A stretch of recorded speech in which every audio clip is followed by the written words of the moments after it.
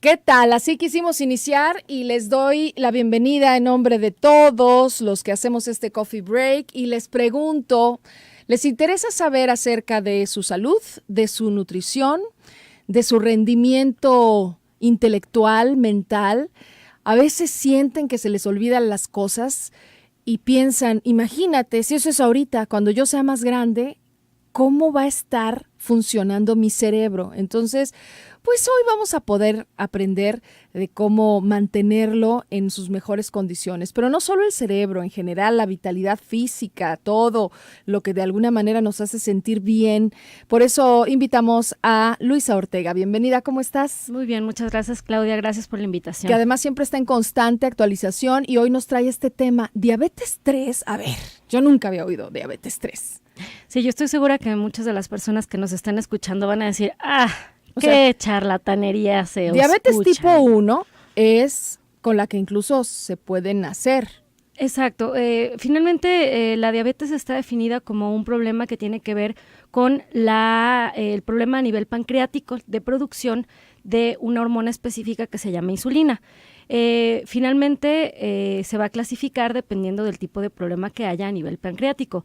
Una de las cosas que se pueden encontrar con respecto a la diabetes para poderlas clasificar está en que el páncreas es esta glándula productora de esta hormona insulina y cuando existe una destrucción de las células pancreáticas, donde ya no existe la posibilidad de crear insulina, entonces se le clasifica ese problema de salud como diabetes tipo 1, en donde no hay insulina, no existe porque la célula productora se deshizo por N cantidad de situaciones. A la fecha no se sabe en realidad cuáles son las razones de esa destrucción del páncreas.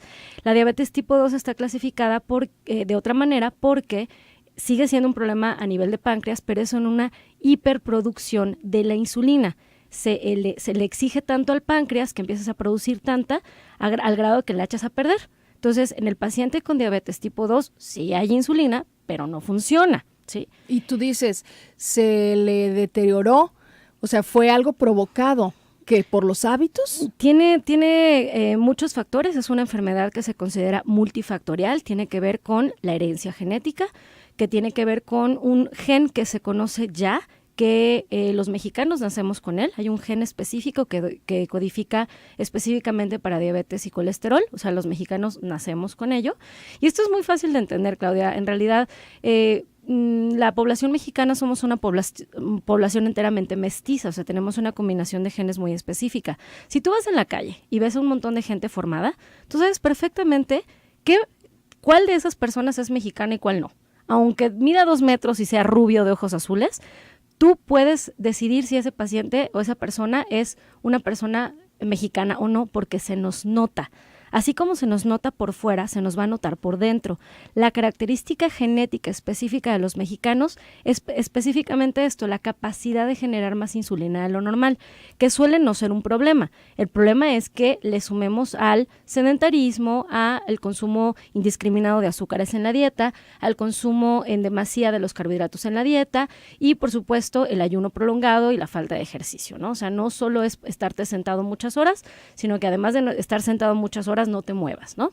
Entonces, todas estas cosas hacen que la insulina empiece a tener una producción mayor de lo normal, que de por sí como mexicano ya lo tienes, pero se empieza a echar a perder la capacidad, ¿no?, de producción. Entonces empiezas a crear insulinitas que no son completas, es una molécula incompleta. Digamos que si la molécula completa debería de llevar una pintura, un brillito, y luego ponerse a trabajar, los pacientes mexicanos, cuando le pedimos de más trabajo al páncreas, es por meterle azúcar o carbohidratos, a unas les vas a poner pintura y a otras les vas a poner brillito, tal cual.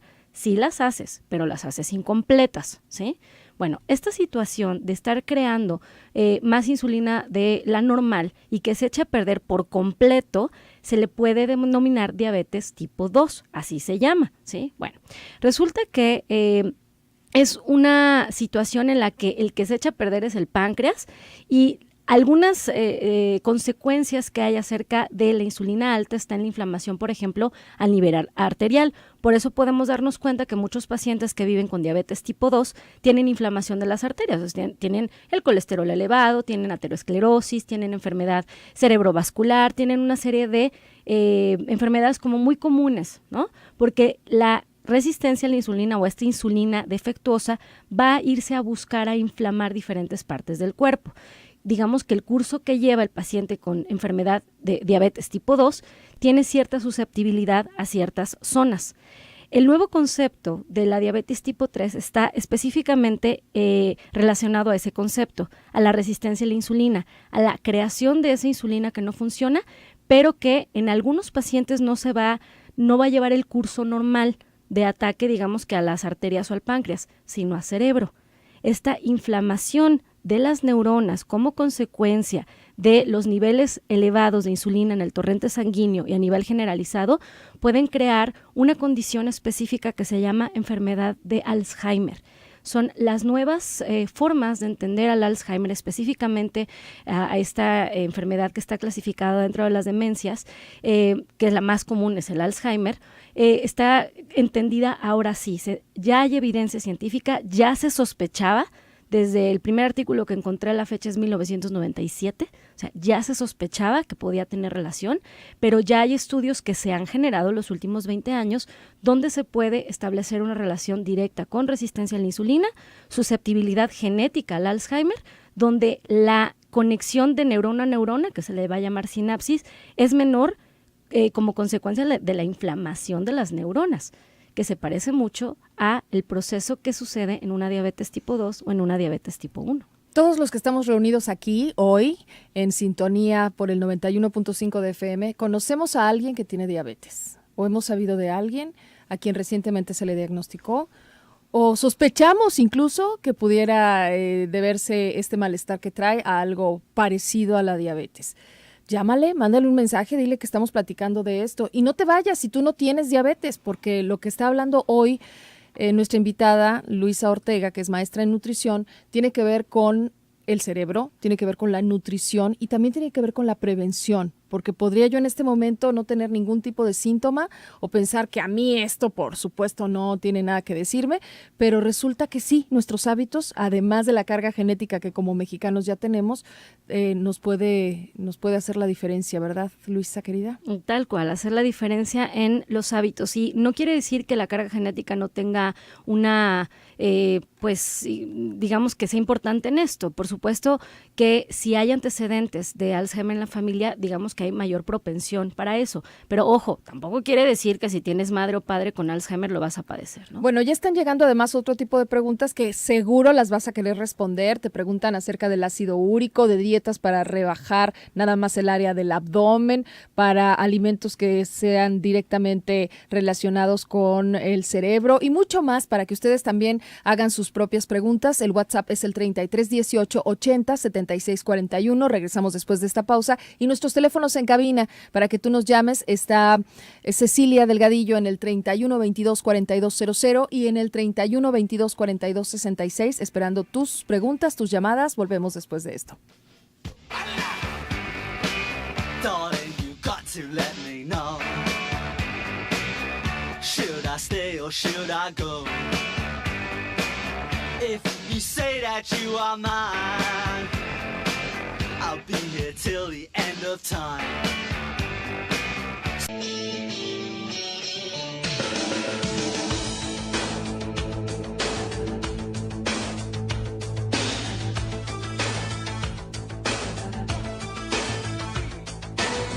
Son las 12:22. Sus preguntas son bienvenidas.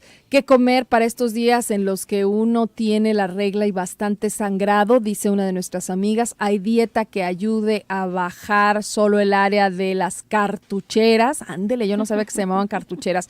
Y aquí una persona que nos habla acerca de su prueba de azúcar más reciente.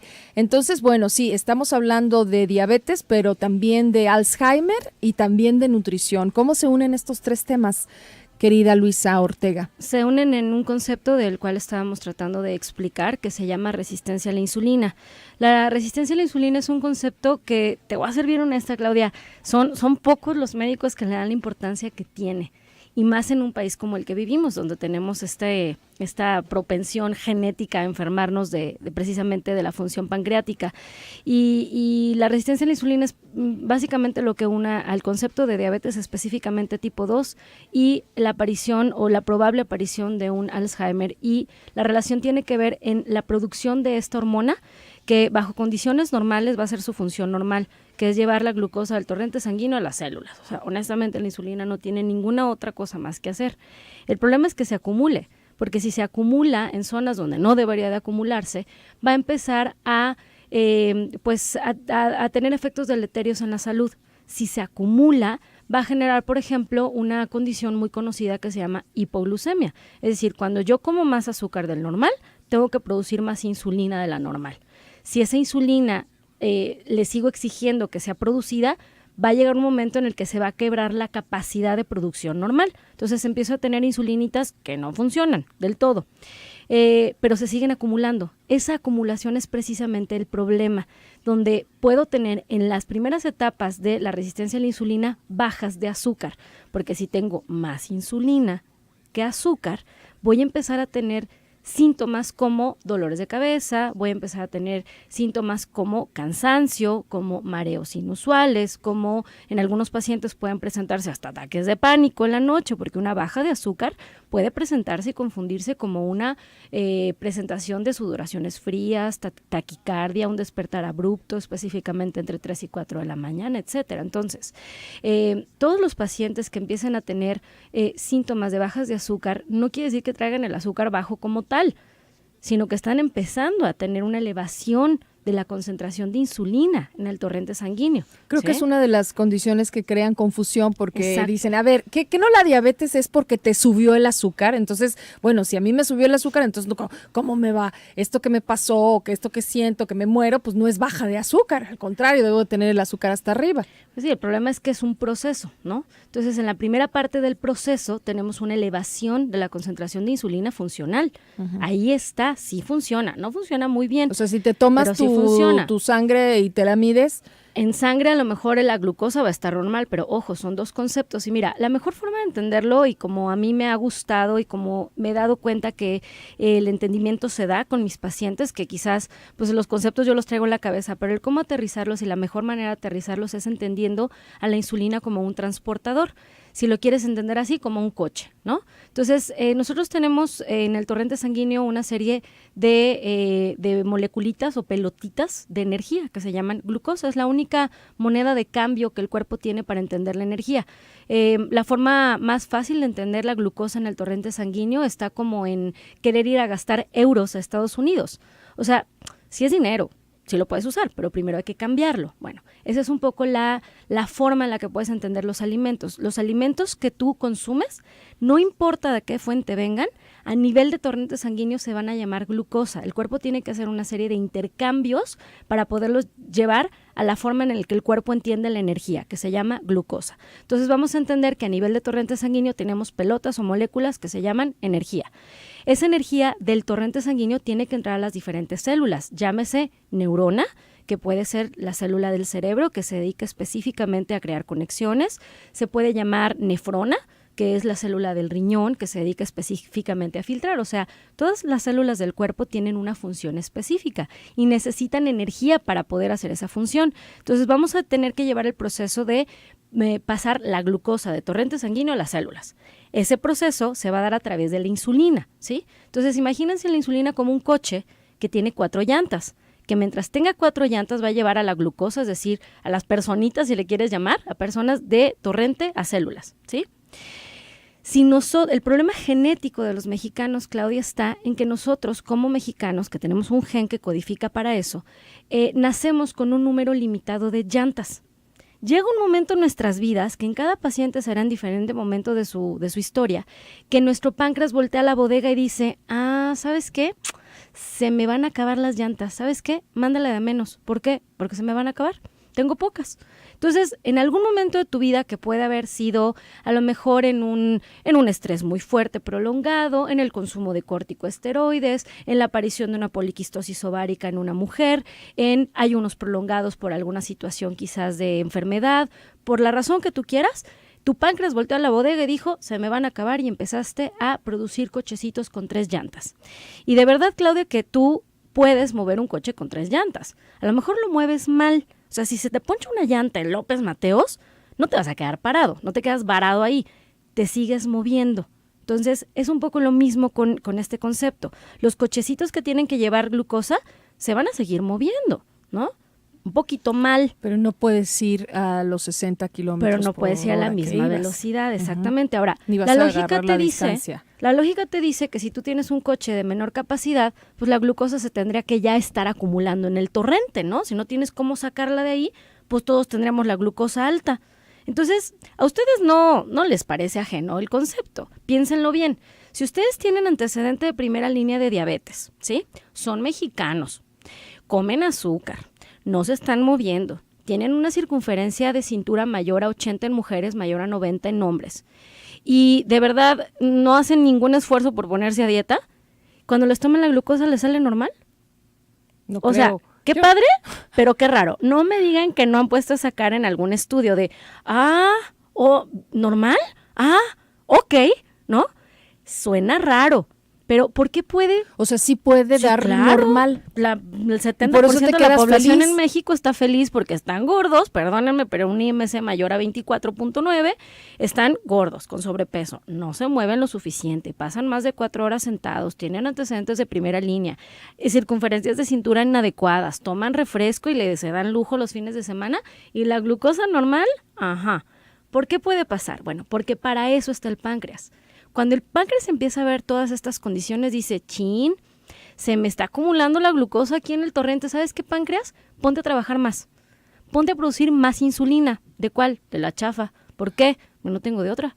Entonces, durante muchos años, pueden ser 10, 15, 20, la insulina se empieza a acumular en el torrente, ¿sí? Ahí está. ¿De cuál? De la chafa. ¿Por qué? Porque no hay de otra, ¿sí? Tienes muchos cochecitos con 3 llantas, muchísimos, que están manteniendo tu glucosa estable. O sea, la glucosa no es el problema, ¿eh? Ni crean que por tomarse una glucosita en ayuno que salga de 80 van a estar normales. Si a ustedes no les checa esa glucosita de 80 es porque probablemente algo no está bien. El problema es la insulina, es el esfuerzo pancreático que se está teniendo que hacer para poderte mantener esa glucosa estable, ¿sí? Pues, ¿qué creen? En lo más interesante nos vamos a ir a unos comerciales. ¡Ay, qué bárbaros! Pero es para que también sepan que estamos tratando de administrar, así como el cuerpo, la insulina y la glucosa, así nosotros esta información y dar el tiempo necesario para preguntas y respuestas. ¿Tienes preguntas? Llámanos al 31 22 42 00. Estás escuchando a Luisa Ortega, maestra en nutrición. Con mucho gusto daremos sus datos en un momentito. Nuestro WhatsApp 33 18 80 76 41.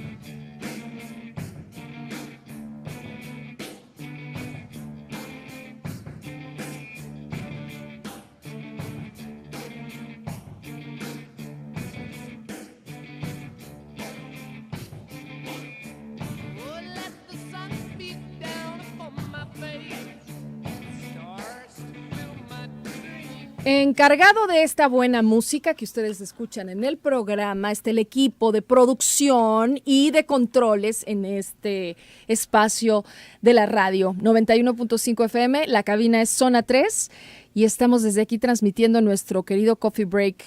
Sí, Eric Magaña está en los controles.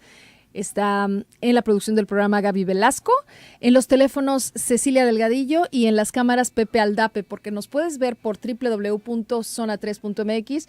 Ya también, pues desde hace rato quería, pero pues no se podía por el internet, pero ya estamos en la transmisión desde el Facebook, desde mi fanpage, con mucho gusto. Yo soy Claudia Caballero, bienvenidos todos. Sus preguntas son muy interesantes y hacia allá vamos. Nada más vamos a darle un pequeño cierre a este tema que nos está explicando, muy bien explicado además, la maestra Luisa Ortega, que está aquí con nosotros, maestra en nutrición, de cómo funciona este proceso de la insulina, qué es la resistencia a la insulina, qué tiene que ver con la diabetes y cómo la diabetes también está relacionada con el Alzheimer o la demencia senil. Bueno, no solo senil, ¿verdad? Puede ser que empieces a tener algunos... con Alzheimer. ¿Sí? Específicamente hay una gama importante, la definición es la demencia. Hay 3 tipos de clasificación para demencia, pero la más común en México, en SANUT, la Encuesta Nacional de Nutrición 2012, habla de una prevalencia del 7.9% en población mexicana, específicamente o con mayor incidencia en mujeres y sobre todo con mujeres que han tenido poco acceso a educación y que viven en zonas rurales, donde esto también puede, pues se entiende, porque parte de los consumos alimentarios que este tipo de población tiene, pues pueden ser alimentos de no tanta calidad, que definitivamente son más altos en carbohidratos y que no son en nutrientes ricos. Sí existe una relación en la calidad alimentaria que tienes con la aparición o la degeneración de la función cognitiva. Sí existe y eso se marca de manera muy, muy puntual en todas las encuestas nacionales de nutrición, específicamente en países de desarrollo, en vías de desarrollo como México. Cuando hablas de calidad de la nutrición, estás hablando del tipo de alimentos que elegimos. El tipo de alimentos, tú dime, es muy fácil entender esto. Si tú vas a un pueblo, a una zona, digamos, de menores, donde hay menos recursos económicos, ¿qué se cena? ¿Qué cenan en la noche? Pues un taco de frijoles. Ajá, ¿qué más puede ser? Tienen Pues, panaderías, un entonces atole, ¿qué hacen?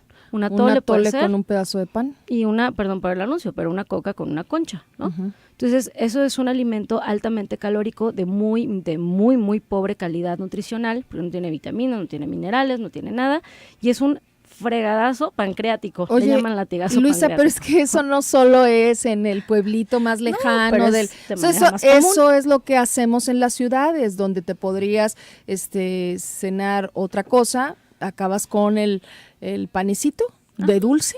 Que es muy común en los pacientes geriátricos sobre todo, ¿no? En el paciente geriátrico está definido en México como arriba de 64 años. ¿Cuántas veces no han ido a casa de la abuelita y entonces es el pan con leche, ¿no? Entonces la leche no tengo tanto problema, a lo mejor en la calidad es un poco más alta porque tiene proteínas al menos, tiene grasas completas, tiene una serie de cosas que pueden no ser tan malas, ¿no? Pero combinadita con el pan, que ay, tan inocente, me lo de mi abuelita, como por qué va a ser malo, ¿no? Entonces tenemos todavía este concepto mal entendido de que la calidad de los alimentos tiene que ver con lo emocional y la verdad es que no. O sea, una galletita, perdón, pero otra vez fue el anuncio, pero la galletita María pensamos que es la cosa más inocente de este mundo porque me la daba mi abuelita, como porque va a estar mal, ¿sí? Pero la calidad del alimento no tiene que ver con la emoción. ¿Qué sucede cuando te comes un panecito o una galletita o 2 o 3, ¿verdad? O 3 o el O el pastelito paquete de fin completo. de semana. A ver, ¿qué o sucede? los ¿Por qué le tiran tanto? Específicamente a nivel pancreático, en los mexicanos vamos a tener una hiperproducción insulínica, que es precisamente de lo que estábamos hablando, ¿no? Que si nosotros tenemos ya, digamos que antecedentes en la familia, a lo mejor de enfermedad que tiene que ver con la inflamación de arterias, a lo mejor la tendencia a enfermarnos va a ser por ahí. Si tenemos tendencia de diabetes, pues a lo mejor la tendencia va a ser por ahí, pero si hay Alzheimer, específicamente Alzheimer, no estamos hablando de demencia senil, es específicamente Alzheimer, ¿podemos tener esa consecuencia? Sí, es como consecuencia del hiperinsulinismo, es la acumulación de la insulina en el torrente consecuencia del consumo de azúcares recurrentes en la dieta. ¿Cómo se manifiesta el Alzheimer? Porque lo hemos escuchado y hasta hacemos la broma y todo aquello. Es nada más, no me acuerdo de las cosas. Fíjate que es muy interesante que hagas la pregunta así, porque mucha gente piensa que porque ya se le olvidan las cosas ya puede tener O sea, ¿dónde dejé las problemas. llaves? Ajá, a todos nos puede pasar. La característica específica del Alzheimer es que a todos nos puede pasar ya, en pacientes de más de 64 años, a todos se les puede olvidar algo, inclusive una fecha o un acontecimiento. Lo normal en un paciente de esa edad es que se le olvide, pero al rato se acuerde. Entonces digas, ay, claro, dejé las llaves y te las encuentras en un lugar diferente al normal, pero te acuerdas. O a lo mejor no te acuerdas específicamente del año de la primera comunión de tu primer nieto, ¿sí? Pero a lo mejor a los días te acuerdas. O sea, hay conciencia de que traías algo pendiente. Hay un dato por ahí que no tenías muy claro, pero lo recuerdas. El paciente con Alzheimer no. O sea, todas las habilidades que son, por ejemplo, para bañarte, para cocinar, para vestirte, se empiezan a olvidar. Es una situación muy diferente al solo se me olvidó. Es la incapacidad de mantener la habilidad común de hacer las cosas para hacerte cocinar, vestirte, inclusive bañarte. O sea, es la pérdida de la capacidad o el olvido de cómo hacer las cosas comunes.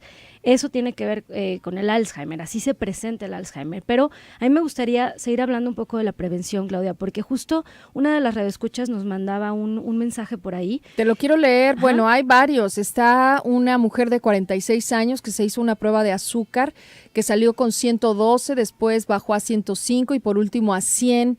Y dice que la hicieron enojar mucho un día anterior y que sí tiene que preocuparse. Miren, como pacientes mexicanos, las fuentes de preocupación pueden ser en cualquier paciente que tenga antecedente de diabetes de primera línea. Y su mamá es diabética. Correcto, tienes una mamá. Es una persona con diabetes. No te preocupes, o sea, ocúpate.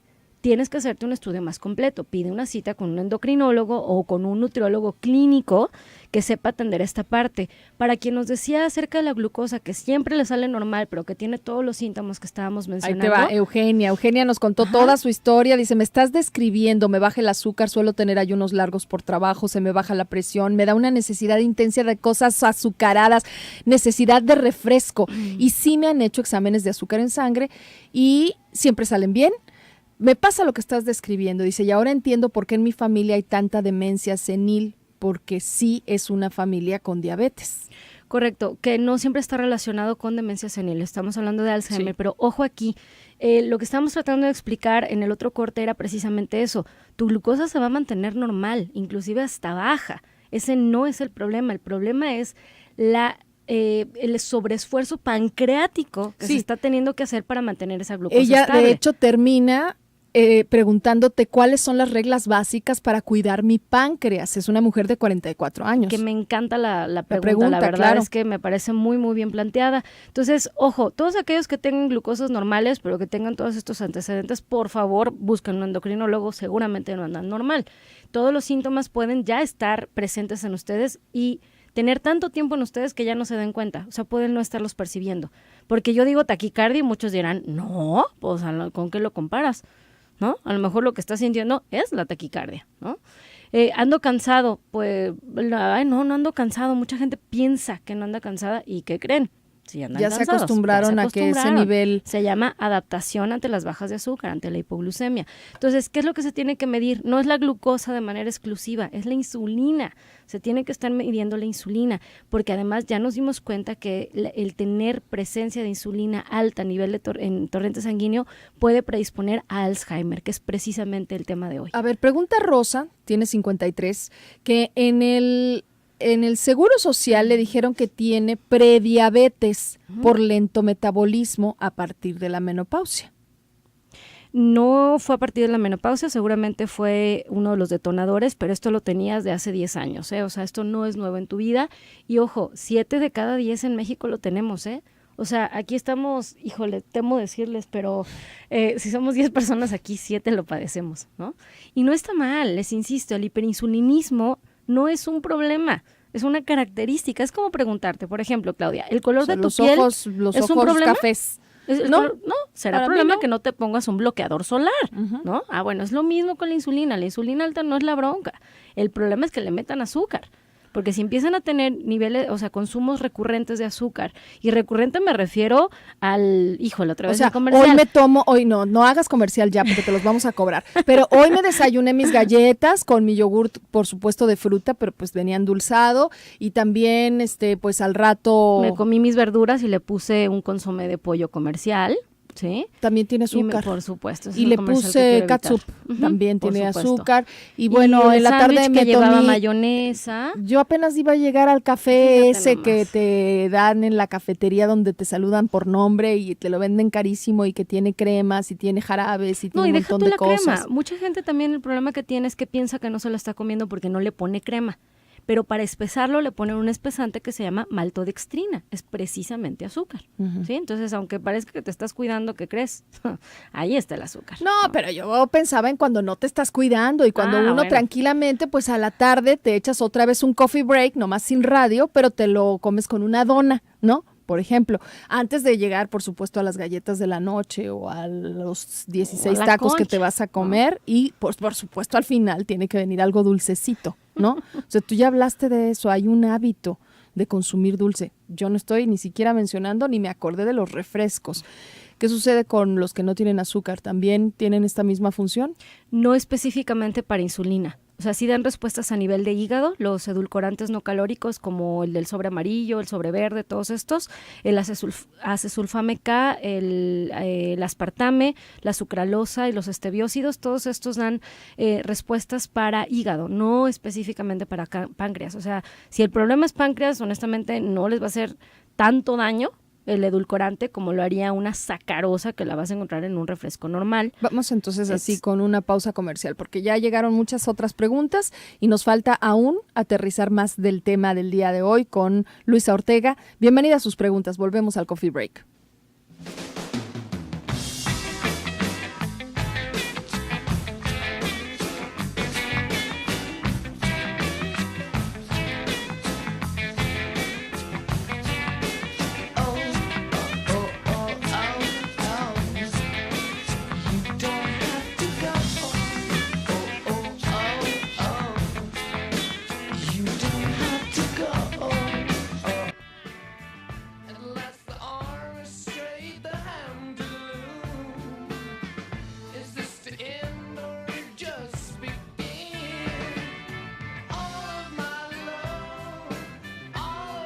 Nos quedan 5 minutos nada más, así que hay que aprovechar y danos tus números de teléfono, porque sé que todas estas preguntas que quedan sin respuesta te buscarán las personas directamente en tu consultorio. 3312 07 7909. Es únicamente a través de WhatsApp. De verdad que las llamadas me es imposible contestarlas, pero 3312 07 7909. Les recomiendo de verdad, de manera muy precisa, que si es algo urgente, busquen un médico endocrinólogo. Primero un médico endocrinólogo. Me preguntaban que cómo hacerle que cuáles son los estudios que se tienen que hacer. Tienen que ser indicados por un médico. No se vayan al laboratorio de hágame los de diabetes, por favor. Pues no, porque además hay un estudio muy específico que es para medir la respuesta de insulina en el cuerpo, que tiene que ser con la orden médica y no te lo hacen si no llevas la orden. Y tiene que ser indicado por un médico porque es un estudio que conlleva riesgos. No tiene caso que gastes. Además, no, pues no te lo van a hacer, así de fácil. O sea, los laboratorios en ese sentido sí son muy responsables. Aquí hay una persona que le dijeron que tenía que ver este tema de la diabetes en su familia con algo emocional psicosomático. Te lo hablamos fuera del aire y mira, no sé si te lo dijeron en constelaciones familiares o alguna cosa por el estilo, pero finalmente los patrones de comportamiento en las familias se heredan, o sea, tú aprendes a responder ante los diferentes estímulos de la misma forma en la que tus padres lo hicieron. Eso es, o sea, es normal, es simplemente conducta aprendida y punto, ¿no? Entonces, a nivel pancreático hay una serie de cosas que tienen que suceder cuando hay un enojo, específicamente con el manejo de la ira, donde sí hay una respuesta insulínica, o sea, no sé si por eso te lo hayan dicho, sí puede ser, tiene que haber una respuesta adrenérgica para elevarte el ritmo cardíaco, y todo eso se llama como, pues desde el punto de vista de salud se llama respuesta metabólica al trauma. O sea, hay una respuesta de tu cuerpo ante el estímulo, en este caso quizás el enojo. ¿Pero qué fue primero? Porque hay quienes relacionan directamente, pues es que es un paciente diabético, es que se enoja mucho porque tiene diabetes o por enojarse mucho le dio diabetes. Son dos condiciones, o sea, aquí no es como que qué fue primero. Entonces, una de las situaciones puede ser una conducta aprendida donde el paciente aprendió a enojarse porque esa era la respuesta que le enseñaron y punto. Y después, ya que debutó con una diabetes, por los niveles de azúcar inestables en la sangre, tiene una conducta irritable ante la vida, que es característico del paciente diabético. La irritabilidad es muy característica. Entonces son como dos situaciones diferentes. Y en el momento en el que se trata esa diabetes, ¿se baja también esa intensidad del comportamiento irritable? Que cuando ya están controlados dicen, no, doctora, es que ahora hasta soy más buena onda.